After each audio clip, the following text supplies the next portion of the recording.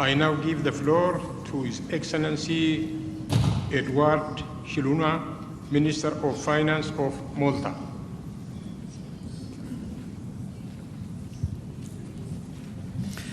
Excellencies, ladies and gentlemen, it's truly an honor for me to speak here today at this important event, which will directly affect the lives of millions and have a lasting impact over generations to come. As we're all aware, this is a watershed year for international development action. In September, the UN heads of state and government will meet in New York to agree on an ambitious new post-2015 international development agenda and adopt an unprecedented set of far-reaching sustainable development goals. The Millennium Development Goals, which were agreed in 2000, have been significant in reducing poverty and improving the lives of millions. However, as we all know, the results have been mixed, and many millions continue to live in degrading and inhuman conditions. As we reflect on the fight to eradicate poverty over the past 15 years, we are reminded about just how dire the need for renewed collective universal action really is whenever we switch on the news. Nobody can claim ignorance. With the adoption of the post-2015 development agenda in a few months, the international community is being called on to respond in a transformative manner to fundamental challenges facing the world today: eradicating poverty, achieving inclusive and sustainable development for present and future generations, and ensuring promotion and protection of all human rights and fundamental values as the basis for peaceful and prosperous societies. The summit in New York will seek not only to address shortcomings of the MDGs, but to go far beyond them. This unprecedented level of ambition, however, must be matched by a strong arsenal of implementing tools, both financially and otherwise. This week in Addis, we are being called on to ensure that the financial tools needed to realistically implement the post-2015 development agenda are up to the mammoth task. Excellencies, ladies and gentlemen, Malta's views this week's conference and that which will take place in New York as intrinsically interlinked. Indeed, they are both part of a single process to transform the international development climate. We cannot consider finance for development and the post-development agenda as two separate tasks. The former is nothing short of the enabler to the latter. There are two dimensions to the single transformative process which I consider priorities and which are very important within the particular context of this week's conference. These being the need for an outcome which is both sustainable as well as universal.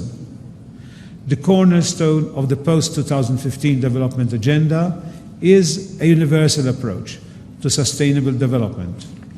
Calling the new proposed set of 17 goals the Sustainable Development Goals has nothing to do with mere semantics. Official development assistance, which is ambitious and sustainable, is an important part of this approach, and Malta has actively supported the EU's ambitious collective 0.7% of GNI commitment to the ODA within this new framework. Furthermore, Malta has fully supported the international drive to ensure that a strong focus of ODA is committed towards fragile, conflict-affected and least developing countries. But the successful implementation of the Sustainable Development Goals necessitates equally sustainable and realistic national budgetary commitments, paired with sustainable ODA target levels. Unrealistic targets which cannot be matched by foreseeable national economic and fiscal realities risk undermining the credibility of the international community. More serious, they risk derailing the implementation of the goals themselves. It is in this context that Malta is also fully supportive of measures which can greatly improve the effectiveness of development assistance while not incurring unrealistic financial burdens in the current international economic climate. In particular, We welcome the focus on improving national policy environments which enable easier implementation of sustainable development goals. Greater involvement of the private sector, improving the effectiveness of public financing, including public procurement and fiscal responsibility, as well as more efficient legislative and regulatory frameworks. Such measures need to be a focus of the outcome of this conference in order to implement and improve development assistance. In terms of universality, the transformative nature of the work being carried out this year matches the transformation of the international community over the past 15 years. All countries must bear equal responsibility, commensurate to capacity, for the financing and enabling of international, regional, and domestic development.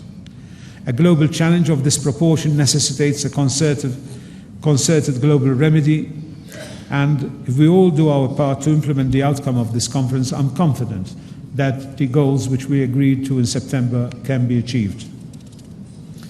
Excellence, ladies and gentlemen, despite its size, Malta is a very active international ODA contributor and is a leading performer amongst the European countries that joined the EU since 2004 in terms of the amount of assistance provided annually as a percentage of our GNI. Since 2004, Malta has increased its total ODA dramatically, almost doubling the contributions in the past 10 years. This is a clear testament to our commitment to increasing our contributions and meeting our international responsibility to finance national development efforts. Malta's policy is framed against the Millennium Development Goals and focuses on those financing projects with the following priorities. One is supporting sustainable water-related projects and initiatives, adopting this area as an area of focus. Two, contributing to education and formation with its progress of assistance. Three, supporting action that is geared to improving access to basic health care in developing countries and as well dealing with the control of HIV/AIDS. Four, promoting gender equality and empowering women. Five, eradicating extreme poverty and hunger. And five, in terms of geographical priorities, placing a focus on Africa, but not excluding other developing countries. In keeping with this global transition to a focus on sustainable development, Malta has already adopted its own ODA financing for projects which are sustainable in nature. Indeed, the Ministry for Foreign Affairs, with its project financing program, adopted the theme Sustainability, whereby projects aimed at implementing Malta's development goals in a sustainable manner were prioritized. Following the agreement of the post-development agenda in September, Malta will build upon the sustainability approach adopted towards this year's project and review the ODA financing of NGDO projects as well as other means of funding. Our goal is to ensure Malta leads the way in the means by which it implements its post-development agenda. With respect to international migration, we support the reference made in the outcome development document regarding the need for international cooperation to ensure safe, orderly, and regular migration with full respect for human rights. Needless to say, development aid plays an important role in countries of origin in addressing the root causes of migration. To this end, Malta, which is on the route of such migration flows towards the EU, supports the principle of differentiation and graduation of aid and in focusing aid where it is most needed. Only by addressing the root causes can irregular migration be curbed and criminal networks disrupted. In addition, financial assistance should support a number of countries to address the difficult situation they face as a result of very large immigration inflows. Excellencies, ladies and gentlemen, in conclusion, I want to re-emphasize just how pivotal this year is to the lives of millions. We cannot compromise when it comes to the establishment of new transformative international development agenda.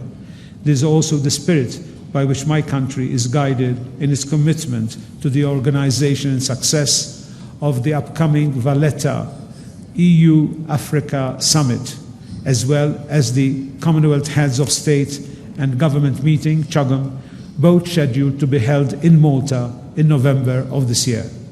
We will all collectively be held to account by generations to come for the decision that we take over these days.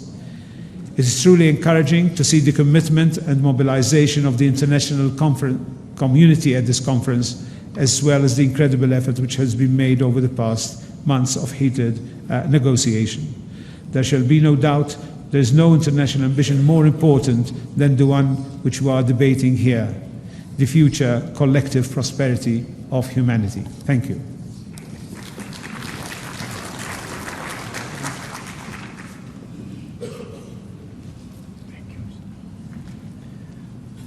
I thank the Minister of Finance of Malta.